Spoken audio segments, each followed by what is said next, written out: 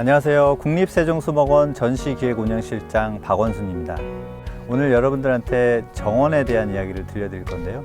그 제1강, 정원의 역사에 대한 부분입니다. 정원의 사전적 의미는 집안이나 어떤 담장이나 울타리로 둘러싸인 공간에 꽃이나 나무를 심어서 가꾸는 그런 공간을 말합니다.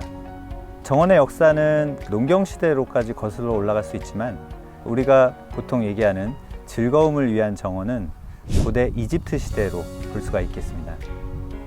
특히 기원전 1350년 이집트 네바문의 무덤에서는 그 벽화에 많은 정원의 모습들이 담겨 있었는데요.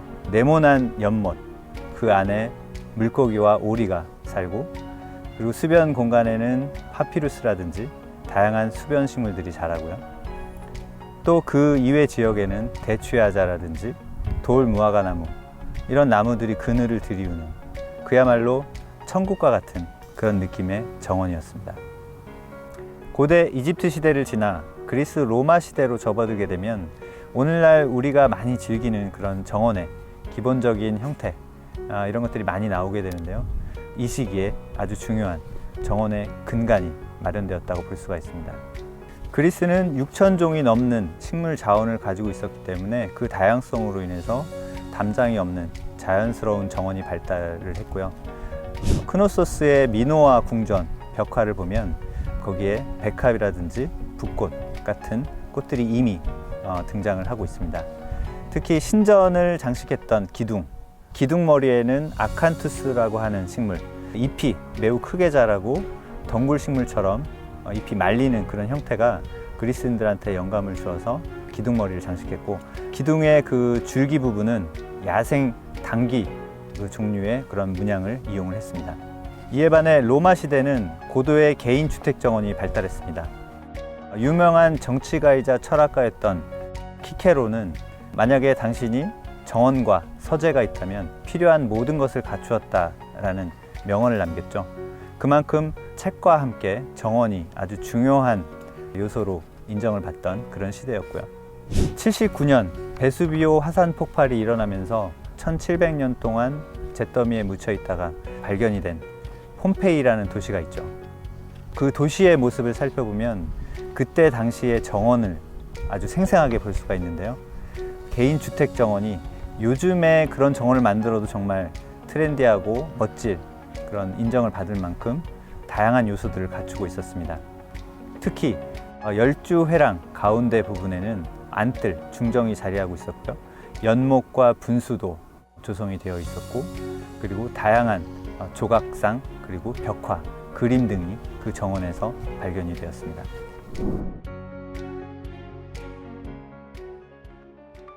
로마 시대를 지나 이슬람 황금 시대로 접어들게 되면 사분 정원이라고 하는 아주 중요한 개념이 등장을 하게 되는데요. 사분 정원이라는 것은 차하르 바그라고 하고요. 4개의 화단이 열십자 모양으로 배치가 되는 형태입니다. 여기에는 또 4개의 수로가 흐르게 되는데요. 각각 4개의 강, 물, 우유, 포도주, 꿀을 상징하는 그런 의미가 있습니다. 이렇게 물과 정형화된 4개의 화단을 중심으로 해서 그 가운데에는 분수가 자리 잡게 되는데요. 이러한 형태가 나오게 된 배경은 사막의 오아시스처럼 정원이라는 공간은 그 시대 사람들에게 아주 중요한 물이 중심이 되고, 그 물이 각각 상징하는 그런 의미를 항상 되새겼다는 것이죠. 이러한 사분 정원이 의미하는 것은 코란에 드러나 있는 대로 다가올 낙원에 대한 지상의 그런 표현이라고 볼 수가 있고요.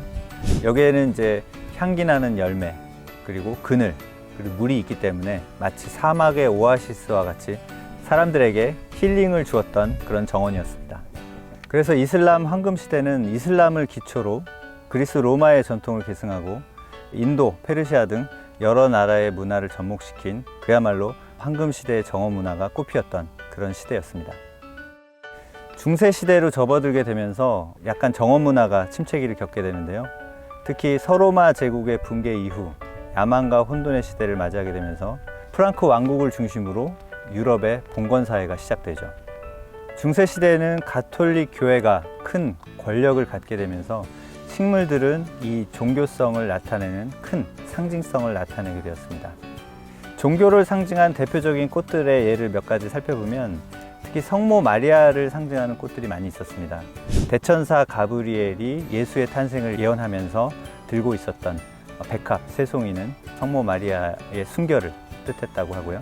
그리고 제비꽃은 그 성모 마리아의 겸손, 그리고 붉은 장미는 순교자의 피를 상징했다고 할 정도로 모든 꽃과 정원에 대한 그런 이야기가 종교로 귀속되는 그런 내용을 살펴볼 수가 있고요. 특히 성화라고 하는 종교적인 내용을 그린 그림들을 살펴보면 천국의 정원이라는 작품이 있습니다. 그 작품 속에서는 성모 마리아가 가운데 앉아 있고 그 주변에 이제 신자들이 이렇게 같이 기도를 하고 있는 모습인데, 자세히 보면 그곳에 붓꽃, 그리고 백합, 석류 이런 꽃들이 많이 피어 있는 것을 볼 수가 있습니다. 특히 붓꽃은 중세시대에 큰 상징성을 갖게 되었는데요.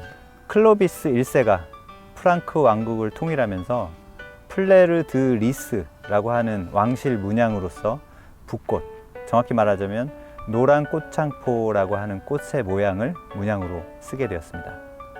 그 이후 프랑스의 국가를 상징하는 그런 상징 문양이 되었고, 깃발 이런 데도 많이 등장을 하게 되었고요. 지금은 보이스카웃의 엠블럼으로 쓰일 정도로 그 상징이 많이 활용이 되고 있죠. 중세시대의 정원을 호르투스 콘클루스스라고 하는 약간 어려운 이름으로 부르곤 하는데요. 이 말은 말 그대로 울타리가 쳐진 정원을 뜻합니다. 이 시대의 수도원 정원은 채마밭과 약초원을 중심으로 해서 다양한 실용적인 작물들이 재배가 되고 있었고, 원예 기술이 급속도로 발달을 하게 된 시기였습니다. 특히 제단에 올릴 꽃을 재배하기도 했고요. 트렐리스라고 하는 그런 틀에 덩굴식물을 올리기도 했고요.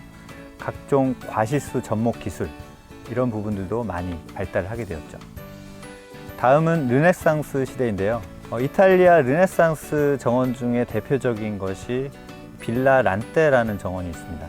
특히 맨 위에 상단부에서부터 물이 흘러내려가서 실개천과 분수, 폭포를 통해서 맨 밑에 있는 정원까지 테라스, 연속된 테라스 정원을 통해서 이어지는 그런 형태의 정원이고요.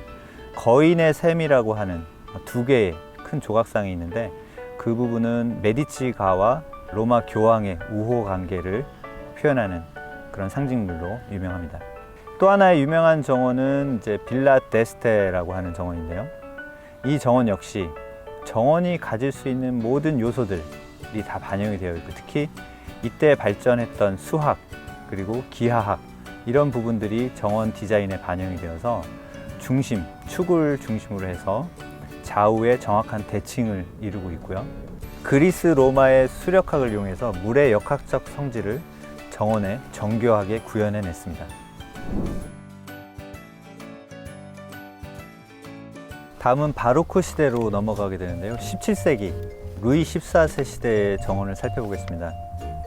루이 14세의 재무장관 푸케라고 하는 분이 있었는데, 르노트르라고 하는 정원사를 고용을 해서 대규모 정원을 만들게 됩니다.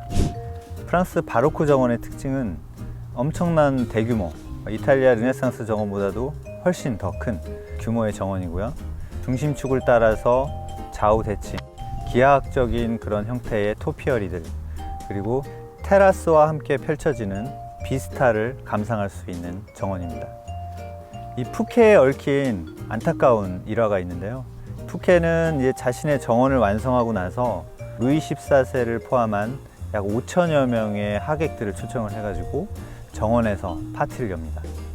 그런데 그 다음날 이 루이 14세가 푸케를 체포하게 되죠. 왜냐하면 자기도 아직 만들지 않은 그런 정원을 재무장관인 푸케가 먼저 만들었기 때문에 그에 대한 어떤 질투일 수도 있고요.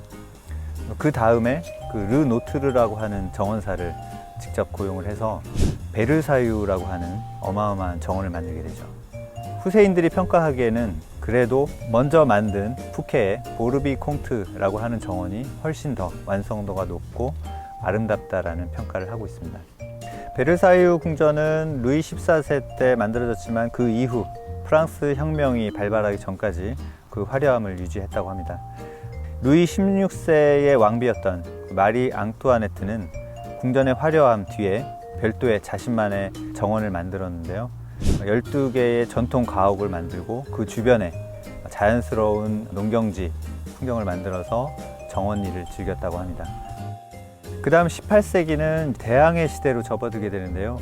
그 국선장이 전 세계의 항로를 개척하게 되면서 많은 식물들이 유럽, 특히 영국으로 유입이 되게 됐는데 총체적으로 모이는 곳이 바로 큐가든이라고 하는 영국 왕립식물원이었습니다. 1750년도에 설립이 되었는데 이 큐가든의 설립에 공헌을 크게 세운 사람이 바로 조지프 뱅크스라고 하는 사람인데요. 25살에 제임스 쿡 선장과 함께 대항해를 떠났던 그런 경력이 있고 그 시기에 오스트레일리아, 뉴질랜드 등에서 다양한 식물들을 처음 발견하고 큐가든으로 도입을 했습니다. 그가 만든 표본만 3만 점에 이른다고 하는데요. 그 중에 1,400점은 자신이 직접 발견한 식물들이고요. 이 식물을 처음 발견한 사람들에게 그 학명의 끝에 이름을 붙이게 되는데 그렇게 학명의 이름을 붙인 식물만 80종에 이른다고 합니다. 대표적인 식물이 방크시아라고 하는 식물이 있죠. 이 대항해 시대의 후반부 19세기에 너세뉴얼 워드라고 하는 사람이 워디안 케이스라는 장치를 고안해냈습니다. 이것은 대항해 시대에 먼 거리를 이동하는 그 식물들의 이동에 아주 유용한 그런 도구가 되었는데요. 그 배경을 보면 이 워드가 실험 중인 그 나방을 넣어놓은 유리병이 3년간 방치되어 있었는데 그 후에 그 안에서 고사리와 풀들이 이렇게 나서 자생하는 모습을 보고 이 유리병이라는 환경이 작은 생태계로서 스스로 유지가 된다는 점에 착안을 한 것이죠. 그래서 너세뉴얼 워드가 만든 이 워디안 케이스는 항해 시대에 유용한 식물 이동 도구가 되었습니다. 대항해 시대는 이렇게 다양한 식물들이 교류가 되는, 특히 유럽으로 모이게 되는 계기가 되었고요.